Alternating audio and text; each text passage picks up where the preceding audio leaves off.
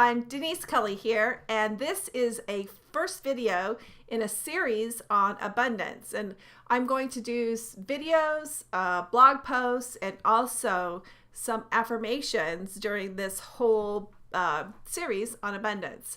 I happen to be getting back into some of the training I've done in the past on abundance. It's so valuable and so amazing.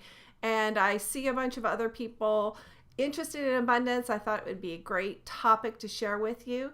So please feel free to give me your feedback. What do you think about the series? Any questions that you have? I would love to connect with you.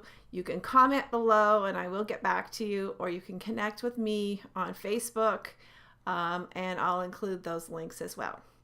So what is this whole concept of abundance? I think the big thing that is the key is that all fortunes and all abundance begin in your mind. And it's really important to understand the function that the mind plays. And I did a whole series on Think and Grow Rich. And, back in the 1930s, Napoleon Hill was even talking about this concept, that it is your thoughts and your mindset that affect your abundance. And so this is not going to be based on his teaching, but some other teachings. I've been very interested in abundance for a long, long time. I'll tell you a little bit about my background in a minute, but some of the teachers, I did a whole year with Tony Robbins, and he's a ton about mindset, and he's got a wealth mastery class that's a combination of mindset and skill set.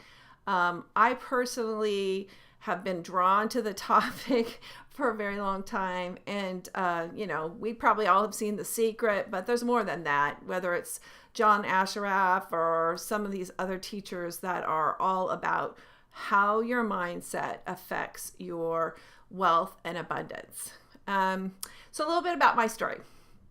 I did grow up in a fairly poor family. Poor is relative, on a global scale, but on a U.S. scale. We had a little 2-bedroom, 1-bath house, less than 900 square feet, in which I was the oldest of 4 at the time. I became the oldest of 7 over time, but at this time I was the oldest of 4. So 6 of us lived in a 2-bedroom, 1-bath, little tiny house. It was actually across the street from a nursing home.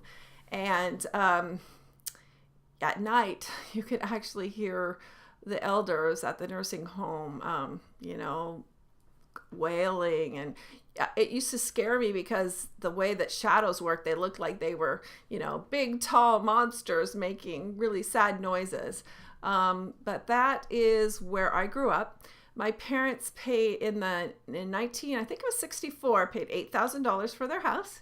And it was in this little strip that was pretty low income. On one side, we had railroad tracks and an airport. On another side, we had more railroad tracks. On another side, we had a rendering plant. So that's where they burn dead animals. So it was just not, and then another side, it was industrial. And this little strip of land sat over the aquifer where they managed the water supply for the town. And it really was in the city, but we went to what was called a valley school. So we were kind of bused to a closer school, but across the sort of line between city and county.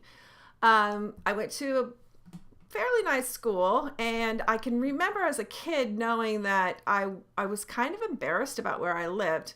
Very seldom did my girlfriends come over to visit. I usually wanted to go to their house. And because not too many people rode the same bus I did, because it's to this little isolated area. And when somebody that I wanted, one of my friends actually did ride the bus, I can remember getting off the bus and acting like I was going into another family's home instead of my home. It was the nicest house on the block. So I guess I decided I would pretend that at least my house was a little bit nicer than the one I actually lived in. So, I came from pretty basic background. My mom was stay-at-home mom, although sometimes she did some seamstress work to help out. And my dad was an operating engineer, so he worked in like construction trades. But one thing I can tell you about my dad, he was always a dreamer. So no matter what his position in life was, he did have big, big dreams. And I think that's one of the things that helped me in my lifetime, because I never really sort of associated with wanting to be sort of in that low income bracket. And actually, I had a really good role model. I nannied for my aunt in the summers, and so I would go to a different city, and she was a realtor. So I thought she was everything. She drove a Cadillac. She wore like a nice gold blazer to work, because she worked at like a Century 21 type of thing at the time. And then I remember it went to blue when she worked at a different agency. But she was very professional. She had, diamonds and cars. And that really helped me sort of change my mindset as well. I think I've met people who really, their mindset affects their outcome. One young gentleman we took to a Tony Robbins event, and he walked out of the event and he was just looking around at cars, and he said, "I've just realized that I could own a car in my lifetime." So his mindset was such, so to the point, so low that scarcity, and he couldn't make it, that he didn't even think before he went to that event that he could own a car in his lifetime. Well, obviously those beliefs affect what kind of jobs you go for, your confidence level, the possibility that you would even work for owning a car. And so that, that's how mindset really can affect your outcome. So, fast forward, I worked in corporate America, got to the point that I was a director in a large corporation, 165,000 people worldwide, traveled internationally, worked in Japan, worked in London, worked in Paris. I had a pretty exciting life, but always wanted to own my own business. So then broke out, owned my own business, and actually drove that up to making $1.2 million a year, going from, basically less than a 900 square foot house. And I would never have been able to make that without a shift in mindset, without being a dreamer, without realizing that more is possible. And so this series is going to be all about more is possible, and what beliefs that you have, sometimes you don't even know you have them. They're subconscious beliefs that are affecting your outcomes.